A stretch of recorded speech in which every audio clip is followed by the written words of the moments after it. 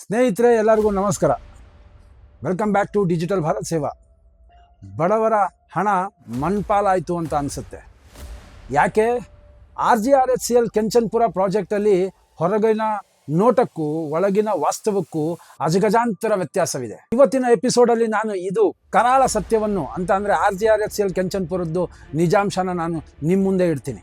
ಸ್ನೇಹಿತರೆ, ಹೊರಗಿನಿಂದ ಕಾಣ್ತಾ ಇರೋಂಥ ಈ ಒಂದು 14 ಅಂತಸ್ತಿನ RGRHCL ಕೆಂಚನ್ಪುರದ ಬಿಲ್ಡಿಂಗ್ ಏನು ಕಾಣಿಸ್ತಾ ಇದೆ, ಒಳಗಡೆ ಹೋದಾಗ ನನಗನ್ಸಿದ್ದು ಒಂದೇ, ಬಡವರ ಬೆವರಿನ ಹನಿಗಳ ಬೆಲೆ ಮಣ್ಣಾಗ್ತೈತೆ ಅಂತ ನನಗೆ ಅನ್ನಿಸ್ತು.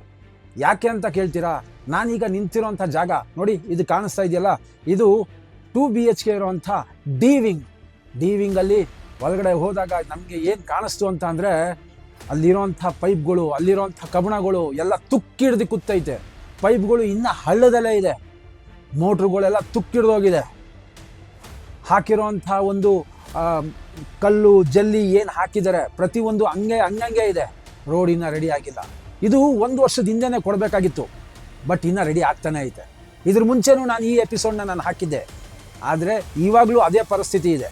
ಇದು ನಾನು ನಿಮಗೆ ತೋರಿಸ್ತಾ ಇರೋಂಥದ್ದು 2 BHK ಫ್ಲ್ಯಾಟ್ ಬಗ್ಗೆ ನಾನು ನಿಮ್ಗೆ ಹೇಳ್ತಾ ಇರೋಂಥದ್ದು.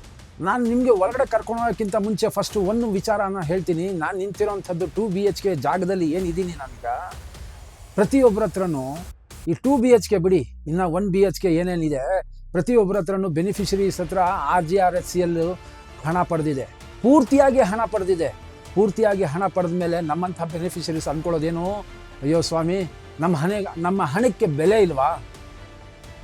ಇದು ಮಾಡ್ತಾ ಇರೋದು ಸರಿನಾ ಸ್ವಾಮಿ? ಒಳಗಡೆ ಹೋಗೋಕ್ಕಿಂತ ಮುಂಚೆ ನಾನು ನಿಮಗೆ ಇನ್ನೊಂದು ವಿಚಾರ ಹೇಳ್ತೀನಿ.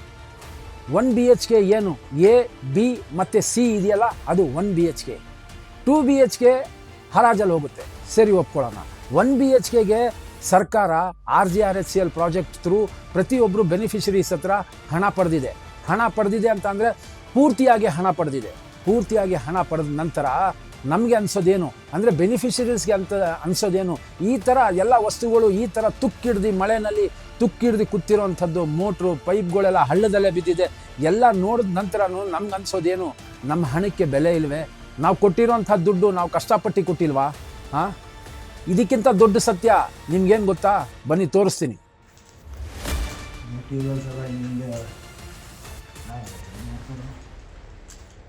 ಮೀಟ್ರ್ ಬೋರ್ಡ್ ನೋಡಿ, ಮೀಟ್ರ್ ಬೋರ್ಡ್ ಯಾವುದೋ ಪುರಾತನ ಕಾಲದ್ದು ಗುಹೆಗೆ ಬಂದಂಗೆ ಆಯ್ತಾಯ್ತು ನೋಡಿ.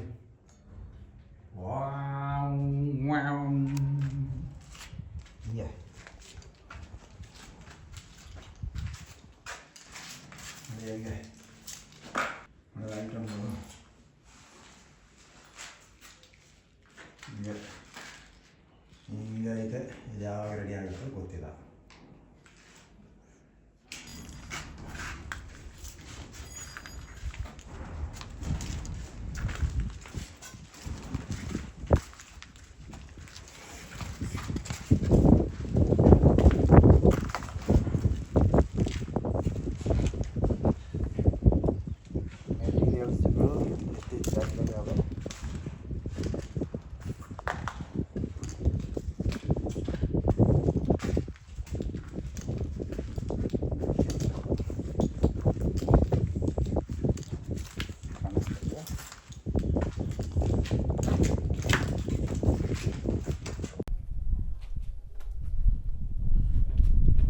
ನೋಡಪ್ಪ, ಇನ್ನು ರೋಡ್ ಇನ್ನೂ ರೆಡಿ ಆಗೋದ್ರಲ್ಲೇ ಐತೆ. ಅದು ಯಾವಾಗ ರೆಡಿ ಮಾಡ್ತಾರೋ ಏನು ಕತೆನೋ. ಎಲ್ಲ ಪೊದೆಗಳು ಬೆಳೆದ್ಬಿಟ್ಟವ. ಇಲ್ಲಿ ಪಕ್ಕದಲ್ಲಿರೋದು ಸ್ಲಮ್ ಬೋರ್ಡು.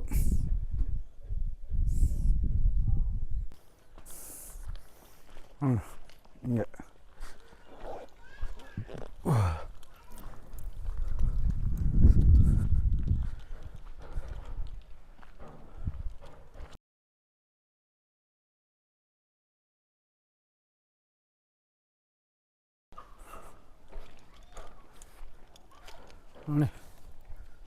ನೋಡಿ ಇಲ್ಲಿ ಕತೆ ನೋಡಿ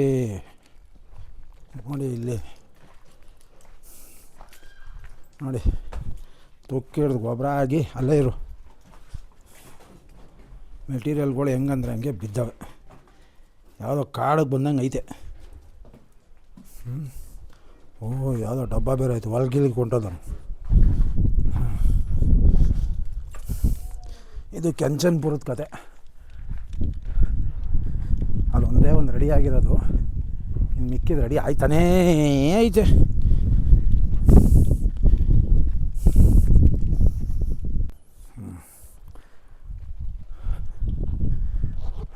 ಸ್ವಾಮಿ ಹೆಚ್ಚು ಕಡಿಮೆ ಒಂದು ವರ್ಷದ ಹಿಂದೆನೂ ಬಂದಿದ್ದೆ ನಾನು ಇಲ್ಲಿಗೆ. ಆವಾಗಲೂ ಹಿಂಗೆ ಇತ್ತು, ಇವಾಗಲೂ ಹಿಂಗೆ ಐತೆ. ಬಪ್ಪ ನೋಡಿ, ಎಲ್ಲ ಯಾವುದು ಕೆಲಸನೇ ನಡೀತಾ ಇಲ್ಲ ಇಲ್ಲಿ. ನಿಲ್ಲಿಸ್ಬಿಟ್ಟವ್ರೆ. ಯಾರವ್ರು ಇಲ್ಲಿ? ಯಾರೂ ಇಲ್ಲ. ಹಾಂ ನೋಡಿ ಹಿಂಗೆ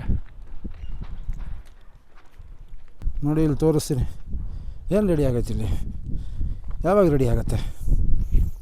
ಫಲಾನುಭವಿಗಳು ಕಾಸು ಹಾಕ್ಕೊಂಡು ಬಡ್ಡಿ ಕಟ್ಕೊಂಡು, ಹಾಂ ನೋಡಿ, ಇದು ಡೀವಿಂಗ್ ನೋಡಿ, ಯಾವಾಗ ಕಟ್ಟೋದು ಅವರು? ಸ್ವಾಮಿ, ಈಗ ಗಂಟ ನಾನು ನಿಮಗೆ 2 BHK ಹತ್ರ ಕರ್ಕೊಂಡು ಹೋಗಿದ್ದೆ. ಈಗ ಬನ್ನಿ ನಾನು ನಿಮಗೆ ಎ ವಿಂಗ್ ಹತ್ರ ಕರ್ಕೊಂಡು ಹೋಗ್ತೀನಿ. ಎ ವಿಂಗಿನ ಕಟ್ತಾನೆ ಇದ್ದಾರೆ ಸ್ವಾಮಿ. ಅಲ್ಲಿರೋಂಥ ಕಾರ್ಮಿಕರು ಯಾರು ಕೆಲಸ ಮಾಡ್ತಾ ಇದ್ದಾರೆ ಎಣಿಕೆನಲ್ಲಿದ್ರು. ನಾನು ಎಣಿಸಿದಾಗ ಹೆಚ್ಚು ಕಡಿಮೆ 20 ಜನ, 20 ಜಾಸ್ತಿ ಆಗೋಯ್ತು ಅಂದ್ಕೊಳ್ಳಿ. ಆ 20 ಜನನೂ ಇರಲಿಲ್ಲ ಅಲ್ಲಿ. ನಾನು ಫಸ್ಟ್ ನೋಡಿದ ತಕ್ಷಣ ಒಂದು 4 ಜನ ಮೇಲ್ಗಡೆ ಕ್ಯಾರಮೋ ಏನೋ ಆಡ್ತಾ ಇದ್ರು. ಅದಾಗಿದ ನಂತರ ನಾನು ಒಳಗಡೆ ಹೋದ್ರೆ ಆ ದೃಶ್ಯನ ನೋಡ್ಬಿಟ್ಟು ನಾನು ದಂಗು ಬಿದ್ದುಬಿಟ್ಟೆ. ಏನಕ್ಕೆ ದಂಗು ಬಿದ್ದುಬಿಟ್ಟೆ ಅಂತ ಅಂದರೆ, ಆ ಜಾಗದಲ್ಲಿ ಎಲ್ಲಿ ಕಾಲಿಟ್ರೆ ಎಲ್ಲಿ ಏಟಾಗುತ್ತೋ, ಎಲ್ಲಿ ಕಾಲಿಕ್ಕಿದ್ರೆ ನಾನು ಕೆಳಗಡೆ ಬಿದ್ದೋಗ್ಬಿಡ್ತೀನೋ, ಇದು ಪ್ರಾಣಾಪಾಯ ಅಂಥ ಒಂದು ಜಾಗ ಅದು. ಯಾಕೆ ಅಂತಂದರೆ ಅಲ್ಲಿ ಆ ಒಂದು ಕಾರ್ಮಿಕರು ಏನು ಕೆಲಸ ಮಾಡ್ತಾ ಇದ್ದಾರೆ, ಅಲ್ಲಿ ಬರುವಂಥ ಬೆನಿಫಿಷರೀಸ್ಗೆ ವಾಸವಿರೋಂಥ ಒಂದು ವಾತಾವರಣನೇ ಹಾಳು ಮಾಡಿಕ್ಕಿದ್ದಾರೆ. ಕೊಳಚೆ ಪ್ರದೇಶ, ತುಕ್ಕಿಡ್ದಿರೋಂಥ ವಸ್ತುಗಳು, ಕಬ್ಬಣಗಳು, ಎಲ್ಲ ಕಡೆ ಕಬ್ಬಣಗಳು, ಕೊಳ್ತೋಗಿರೋಂಥ ನೀರು ಸ್ಟ್ಯಾಗ್ನೆಂಟ್ ಆಗಿ ನಿಂತಿರೋದು. ಅದನ್ನೆಲ್ಲ ನಾನು ನಿಮಗೆ ತೋರಿಸ್ತೀನಿ ನೋಡಿ. ಮಾಡಿಕ್ಕವ್ರೆ ಯಪ್ಪ, ಈ ವಸ್ತುಗಳು ನೋಡ್ರಪ್ಪ. ಹಾಂ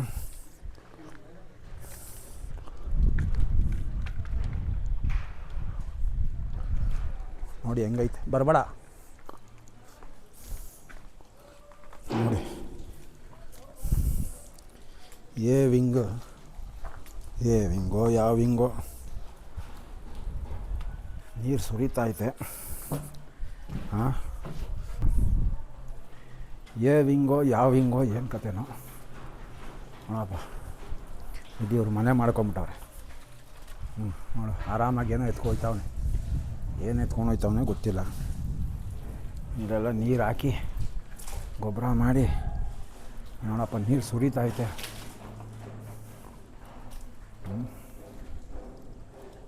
ನೀರು ಸುರಿತೈತೆ ಗೊತ್ತಿಲ್ಲ. ಓಹ್, ಇವ್ರದ್ದೇ ಸಂತೆ ಮಾಡ್ಕೊಂಬಿಟ್ಟವ್ರೆ. ಓಹ್, ಎಣ್ಣೆ ಬಾಟ್ಲುಗಳು. ಓಹೋ, ಜಿಂಗ್ ಜಾಂಗ್ ಜಿಂಗ್ ಅಂಟಪ್ ಟು ದ ಇಲ್ ನೋಡಿ. ಓಹೋ, ಪಾರ್ಟಿ ಕರೋ ಪಾರ್ಟಿ. ಬೆನಿಫಿಷರಿ ಕಾಸು ಕೊಟ್ಟಿರೋರು ಪಾರ್ಟಿ ಮಾಡಿ ನೋಡಿ. ಹಾಂ,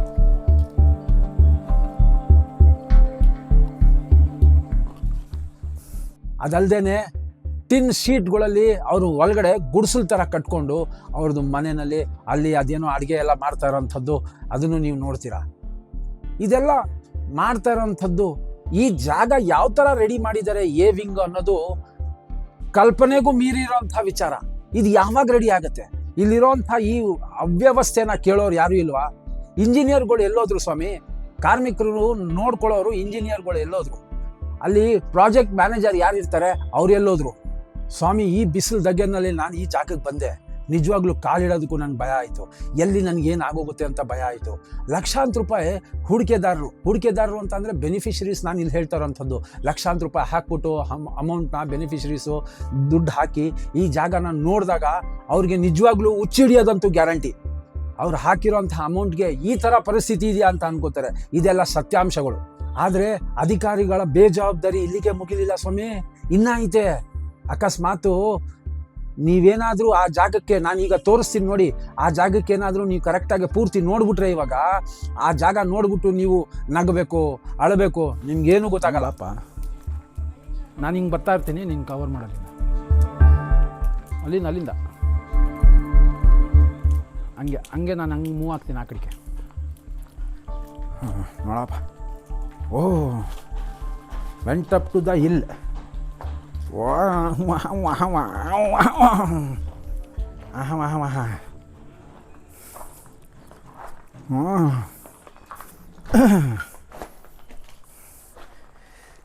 ಇದು ರಿಯಾಲಿಟಿ ಅಪ್ಡೇಟ್. ಇದು ನಿಮಗೆ ಡೈರೆಕ್ಟಾಗಿ ತೋರಿಸ್ತಾ ಇರೋದು ಹೆಂಗೈತೆ ಅಂತ ನೋಡ್ರಪ್ಪ.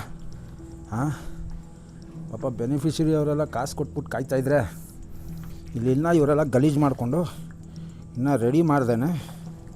ಹಾಂ, ಬಾ. ಓಹ್, ನಾನು ಇನ್ನೊಂದು ಸ್ವಲ್ಪ ಹೊತ್ತಾಗಿದ್ರೆ ಬಿದ್ದೋಗ್ಬಿಡ್ತಾಯಿದ್ದೆ ಈಗ. ಹೆಂಗೈತೆ ನೋಡಪ್ಪ. ಕಾಸು ಕಟ್ಟಿರೋದು ಎಲ್ರಿ ಹೋಯ್ತು.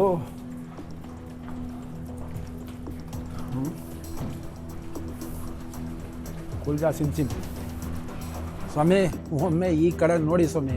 ಇದು ಲಿಫ್ಟ್ ಹಾಕ್ಬೇಕಾಗಿರೋಂಥ ಜಾಗ. ಇದನ್ನ ವಾಟರ್ ಟ್ಯಾಂಕ್ ಮಾಡ್ಕೊಂಡು ಇಟ್ಕೊಂಡಿದ್ದಾರೆ. ವಾಟರ್ ಟ್ಯಾಂಕ್ ಯಾವ ಥರ ಮಾಡಿಕ್ಕಿದ್ದಾರೆ ಅಂತಂದರೆ, ಯಾರಾದರೂ ಅಪ್ಪಿತಪ್ಪಿನೂ ಗೊತ್ತಿದ್ದೋ ಗೊತ್ತಿಲ್ಲದೇನೋ ಅದ್ರ ಒಳಗಡೆ ಬಿದ್ದೋಗ್ಬಿಟ್ರೆ ಏನು ಕತೆ? ಪ್ರಾಣಾಪಾಯ.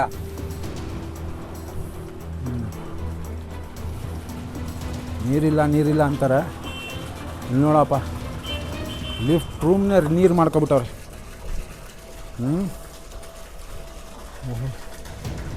ಲಿಫ್ಟ್ ರೂಮ್ನೇ ನೀರು ಮಾಡ್ಕೊಬಿಟ್ಟವ್ರೆ. ಟ್ಯಾಂಕ್, ನೀರಿನ ಟ್ಯಾಂಕ್. ಹೌದು ಸ್ವಾಮಿ, ನೀವು ನೋಡ್ತಾ ಇರೋದು ನಿಜಾನೇ. ಲಿಫ್ಟಲ್ಲಿ ನೀರನ್ನ ತುಂಬಿಸ್ಬಿಟ್ಟು ಕೆಲಸ ಮಾಡೋದಕ್ಕೆ ಉಪಯೋಗಿಸ್ಕೊಳ್ತಾ ಇದ್ದಾರೆ. ಲಿಫ್ಟ್ ಏರಿಯಾನಲ್ಲಿ ಲಿಫ್ಟ್ ಹಾಕೋ ಬದಲು ನೀರಿನ ಟ್ಯಾಂಕಿಂಗ್ ಮಾಡಿಕೊಂಡು ಅದರಿಂದ ಕೆಲಸ ಮಾಡ್ತಾ ಇದ್ದಾರೆ. ಇದು ಲಿಫ್ಟಿನ ರೂಮು. ಇದೇ ನೀರಿನ ಟ್ಯಾಂಕಿ ಆಗ್ಬಿಟ್ಟೈತಿ ಈಗ. ನೋಡಿ ಹೆಂಗೈತಿ ನೋಡಿ. ಲಿಫ್ಟಿನ ರೂಮು, ನೀರಿನ ಟ್ಯಾಂಕಿ. ಪ್ರಾಜೆಕ್ಟ್ ಮ್ಯಾನೇಜರ್ ಏನು ಮಾಡ್ತಾ ಇದ್ದಾರೆ? ನಿದ್ರೆ ಮಾಡ್ತಾ ಇದ್ದಾರಾ? ಅಲ್ಲಿ ಕೆಲಸ ನೋಡ್ಕೊಳ್ಳೋರು, ಕೆಲಸದ್ದು ಕೂಲಿ ಕಾರ್ಮಿಕರು ಯಾರಿದ್ದಾರೆ ಅವ್ರಿಗೆ ಇದು ಗೊತ್ತಿಲ್ವಾ? ಯಾವ ಥರ ನೋಡಿ, ಯಾವ ಥರ ಬಿಟ್ಟಿದ್ದಾರೆ ನೋಡಿ. ಅಲ್ಲಿರೋಂಥ ಕಾರ್ಮಿಕರಿಗೆ ಇದೇ ಪ್ರಶ್ನೆನ ನಾನು ಅವ್ರ ಹತ್ರ ಮಾಡಿದಾಗ, ಸ್ವಾಮಿ ನನಗೆ ಗೊತ್ತಿಲ್ಲ ಸ್ವಾಮಿ, ನಾನು ಇಲ್ಲಿ ಅಡುಗೆ ಮಾಡೋಕ್ಕೆ ಬಂದಿದ್ದೀನಿ ಸ್ವಾಮಿ, ನಮಗೇನು ಕೆಲಸದ ಬಗ್ಗೆ ಗೊತ್ತಿಲ್ಲ ಸ್ವಾಮಿ ಅಂತಾರೆ. ಈ ಅಡುಗೆ ಮಾಡಿಕೊಂಡು ಅವರು ಅಲ್ಲಿ ಟೆಂಟ್ ಹಾಕೊಂಡು ಕೂತಿದ್ದಾರಲ್ಲ, ಅದನ್ನು ಕೇಳೋದಕ್ಕೆ ಯಾರು ಇಂಜಿನಿಯರ್ಗಳಿಲ್ವಾ? ಅಲ್ಲಿರೋಂಥ ಪ್ರಾಜೆಕ್ಟ್ ಮ್ಯಾನೇಜರ್ಗಳಿಲ್ವಾ? ಯಾರು ಕೇಳೋರೇ ಇಲ್ವಾ ಇವ್ರಿಗೆ? ಹಂಗಂತ ಅಂದರೆ ಯಾರು ಬೇಕಾದ್ರೆ ಹೋಗ್ಬಿಟ್ಟು ಅಲ್ಲಿ ಒಂದು ಗುಡಿಸಲು ಕಟ್ಕೊಂಡು ಮನೆ ಮಾಡಿಕೊಂಡು ಅಡುಗೆ ಮಾಡಿಕೊಂಡು ಆರಾಮಾಗಿರ್ಬೋದಾ? कनाडा हिंदी ये अभी ये विंग करेंगे क्या? कितना साल लगेगा अभी ये रेडी होने में? आप यहाँ काम कर रहे हैं ना? आप यहाँ काम तो कर रहे हैं ना? कितना साल लगेगा ये बनाने में? बहुत दिन लगेगा। एक अंदाज़ा एक साल। 1 साल? अभी 1 साल लगेगा। वो सामने वाले का तो हो गया, अंदर का काम है। हाँ, ये अभी कितना दिन लगेगा? मतलब एक अंदाज़ा। 1 साल में तो नहीं होगा, वो झूठ है। ज़्यादा लगेगा, जैसे लेबर मिस्त्री रहेगा उससे पता चलेगा। अभी लेबर है या नहीं है? कम है, कम लेबर है। माल आ रहा है? माल आ रहा है, जितना काम हो रहा है। हाँ, जितना काम हो रहा है उतना माल आ रहा है। जितना काम हो रहा है उतना माल आ रहा है। वो सी है, वो भी 2 डबल BHK 2 BHK है ना? ये भी है, ये भी 2 BHK है। ये सब ऐसे है, ये दोनों भी एक ही है, मतलब 2 BHK है ना? 2 BHK। ಇಲ್ಲಿ ಎಲ್ಲ ವಸ್ತುಗಳು ಚಿಲ್ಲಾಪಿಲ್ಲಿಯಾಗಿ ಬಿದ್ದಾಗೈತೆ. ನಾನು ಹೇಳಿದ್ನಲ್ಲ ಇದಕ್ಕಿಂತ ಮುಂಚೆ, ಇಲ್ಲಿ ಬಿದ್ದಿರೋಂಥ ಎಲ್ಲ ವಸ್ತುಗಳು ನೋಡಿ, ಎಲ್ಲ ಬಿದ್ದಿರೋಂಥ ವಸ್ತುಗಳು ಹೆಚ್ಚು ಕಡಿಮೆ ಏನಾದರೂ ಆಗಿ ಯಾರಾದರೂ ಬಿದ್ದೋಗಿ ಅವ್ರಿಗೇನಾದರೂ ಪ್ರಾಣಾಪಾಯ ಆಯಿತು ಅಂತಂದರೆ ಅದಕ್ಕೆ ಯಾರು ಜವಾಬ್ದಾರಿ? ಆಯಿತಾ? ಇದೇ ಅಲ್ಲ, ಇನ್ನು ಮುಂದೆ ಇದೆ. ಮುಂದೆ ಏನು ಪ್ರಾಜೆಕ್ಟ್ ಮ್ಯಾನೇಜರ್ ಆಫೀಸಲ್ಲಿ ಪ್ರಾಜೆಕ್ಟ್ ಮ್ಯಾನೇಜರ್ ಅಲ್ದೇನೆ ಯಾರೋ ಬೇರೆ ವ್ಯಕ್ತಿ ಕೂತಿದ್ದಾರೆ. ಹೇಳೋರಿಲ್ಲ ಕೇಳೋರಿಲ್ಲ ಸ್ವಾಮಿ. ನಮ್ಮ ಕಡೆ ನಮ್ಮ ಕನಕ್ಪುರ್ ಸೈಡಲ್ಲಿ ಒಂದು ವಿಚಾರ ಹೇಳ್ತಾರೆ, ಇದನ್ನು ಕಮ್ಸೇಸ್ ಗೋಸೇಸ್, ನೋ ಹೇಳೇಸ್ ನೋ ಕೇಳೇಸ್. ಅಂದರೆ ಹೇಳೋರಿಲ್ಲ ಕೇಳೋರಿಲ್ಲ, ಬಂದವ್ರು ಬರ್ತಾ ಇರ್ಬೋದು, ಹೋಗೋರು ಹೋಗ್ತಾ ಇರ್ಬೋದು, ಯಾರು ಬೇಕಾದ್ರೆ ಒಳಗಡೆ ಇರ್ಬೋದು. ಹೇಳೋರು ಕೇಳೋರು ಯಾರೂ ಗತಿ ಇಲ್ಲ ಇಲ್ಲಿ. ಅಲ್ಲಿ ಆಗೋವಂಥ ಏನಾದರೂ ಪ್ರಾಣಾಪಾಯ ಆಯ್ತಾ ಅಂದರೆ ಯಾರು ನೋಡ್ಕೊಳ್ಳೋವಂಥವ್ರು ಯಾರು, ಕೇಳೋವಂಥವ್ರು ಯಾರು, ತುಕ್ಕಿಡ್ದಿರೋಂಥ ಮೆಟೀರಿಯಲ್ಗಳಿಗೆ ಅದಕ್ಕೆ ಯಾರು ಜವಾಬ್ದಾರಿ ಕೊಡ್ತಾರೆ? ಅದು ಈಗಲೂ ಸಹ ಬಿಸಿಲಲ್ಲಿ ಕೊಳಿತಾ ಇದೆ, ಮಳೆಯಲ್ಲಿ ನೆನೀತಾ ಇದೆ. ಪ್ರಾಜೆಕ್ಟ್ ಮ್ಯಾನೇಜರ್ ಆಫೀಸಲ್ಲಿ ಕುಳಿತಿರೋವಂಥ ಆ ವ್ಯಕ್ತಿ ಯಾರು? ಸ್ವಾಮಿ, ಇದೇ ವಿಚಾರನ ನಾನು ಕರೆಕ್ಟಾಗೆ ಅದನ್ನು ಇನ್ವೆಸ್ಟಿಗೇಟ್ ಮಾಡಬೇಕು ಅಂದರೆ ಆ ವಿಚಾರನ ತಿಳ್ಕೊಬೇಕು ಅಂತಾನೆ ನಾನು ಏನಾದರೂ ಪ್ರಾಜೆಕ್ಟ್ ಮ್ಯಾನೇಜರ್ ಆಫೀಸ್ಗೆ ಹೋಗಿದಾಗ ಅಲ್ಲಿ ನಡೆದಿರೋಂಥ ವಿಚಾರ ಏನು, ಆ ಪ್ರಾಜೆಕ್ಟ್ ಮ್ಯಾನೇಜರ್ ಜಾಗದಲ್ಲಿ ಕೂತಿರೋಂಥ ವ್ಯಕ್ತಿ ಯಾರು? ಇದನ್ನು ನಾನು ಮುಂದಿನ ಎಪಿಸೋಡಲ್ಲಿ ಹಾಕ್ತೀನಿ. ಪ್ರತಿಯೊಂದೂ ದಯವಿಟ್ಟು ಮಿಸ್ ಮಾಡೋಕ್ಕೆ ಹೋಗಬೇಡಿ. ಸಂಚಿಕೆಯಲ್ಲಿ ಸುಂದರವಾದಂಥ ವಿಚಾರಗಳನ್ನ ತೋರಿಸಿದೆ, ಒಳಗಡೆ ಬಂದಾಗ ಅದು ಕರಾರ ಸತ್ಯ ತೋರಿಸಿದೆ. ಅದಾದಮೇಲೆ ಈ ಎಪಿಸೋಡಲ್ಲಿ ನೀವು ನೋಡ್ತಾ ಇರೋಂಥ ಸತ್ಯಗಳನ್ನ ನೋಡಿದ್ರಿ. ಅದಾದಮೇಲೆ ಮುಂದಿನ ಎಪಿಸೋಡಲ್ಲಿ ಒಳಗಡೆ ಆ ಮನುಷ್ಯ ಕೂತಿರೋರು ಯಾರು, ವಿಂಗ್ನ ಯಾಕೆ ನಮ್ಮ ಬೆನಿಫಿಷರೀಸ್ಗೆ ಕೀ ಕೊಡ್ತಾ ಇಲ್ಲ, ಅದು ಯಾವಾಗ ಕೊಡ್ತಾರೆ? ಅದು ಕೊಟ್ಟಾಗ ಅದಕ್ಕೆ ಬೇಕಾಗಿರೋಂಥ ಸೌಕರ್ಯಗಳು, ಮೂಲಭೂತ ಸೌಕರ್ಯಗಳು ಕೊಟ್ಟಿದೆಯಾ? ಎಲ್ಲ ಸ್ನೇಹಿತರಿಗೂ ಕೇಳ್ಕೊಳ್ಳೋದು ಒಂದೇನೆ, ನಿಜವಾಗ್ಲೂ ಈ ಒಂದು ಅನ್ಯಾಯ ನಿಲ್ಲಬೇಕು ಅಂತ ನಿಮ್ಗೆ ಅನಿಸಿದ್ರೆ ದಯವಿಟ್ಟು ಈ ವಿಡಿಯೋನ ಆದಷ್ಟು ಶೇರ್ ಮಾಡಿ, ಪ್ರತಿಯೊಬ್ಬರಿಗೂ ಈ ವಿಚಾರ ಗೊತ್ತಾಗಲಿ. ಆಮೇಲೆ ಡಿಜಿಟಲ್ ಭಾರತ್ ಸೇವಾಗೆ ಸಬ್ಸ್ಕ್ರೈಬ್ ಮಾಡೋದನ್ನ ಮರಿಬೇಡಿ. ನಿಮ್ಮ ಹಕ್ಕಿನ ಮನೆಗೋಸ್ಕರ ನೀವು ಹೋರಾಡಲೇಬೇಕು. ನಿಜಕ್ಕೆ ಯಾವತ್ತೂ ಜಯವಾಗಲಿ. ಇಷ್ಟು ಹೇಳ್ತಾ ನಾನು ಈ ಸಂಚಿಕೆನ ಮುಗಿಸ್ತೀನಿ. ಎಲ್ಲರಿಗೂ ನಮಸ್ಕಾರ.